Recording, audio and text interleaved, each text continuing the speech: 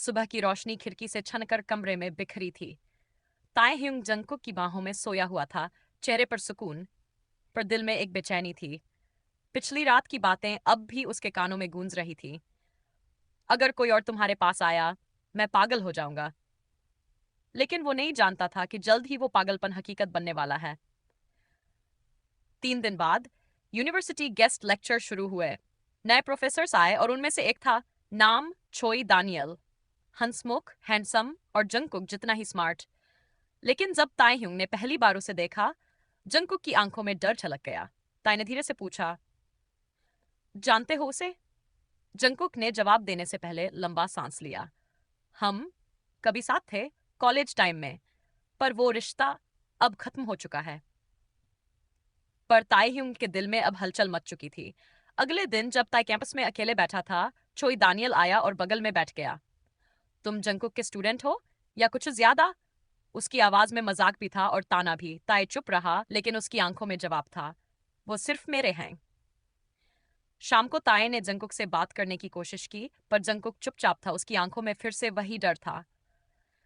मैं तुम्हारे लिए सब कुछ कर सकता हूं ताए, लेकिन अगर तुम मुझसे दूर चले गए, मैं खुद को खत्म कर दूंगा।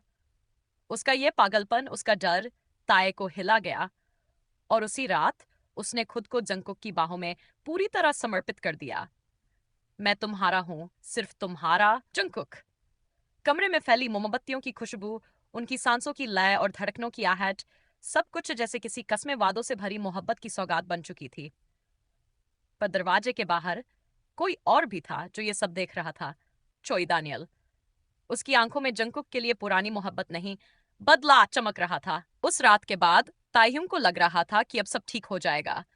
लेकिन अगले ही दिन कैंपस में एक खबर ने सबको हिला दिया। प्रोफेसर जंगकुक पर एक स्टूडेंट के साथ रिश्ते का आरोप लगाया गया है। ताए का दिल डूब गया। वो समझ गया कि ये सब छोई दानियल की चाल है। जब ताए ने जंगकुक को देखा, उनकी आंखों में सिर्फ एक सवाल था, क्या तुम अब भी मेरे साथ हो? ताए ने बिना कुछ कहे उन्हें गले लगा लिया।